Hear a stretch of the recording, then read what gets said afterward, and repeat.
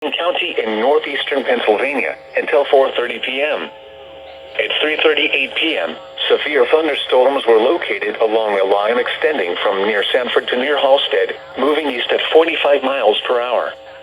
Hazard, 60 miles per hour wind gusts and penny-size hail. Source, radar indicated.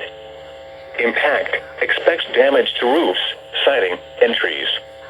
Locations impacted include Rockland, Walton, Sanford, Colchester, Susquehanna, Deposit, Susquehanna Depot, Camden, Andes, and Hancock.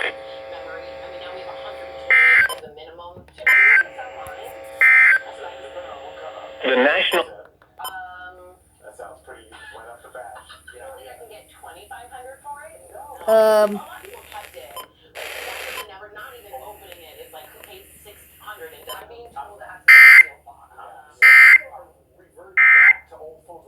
The chairlift.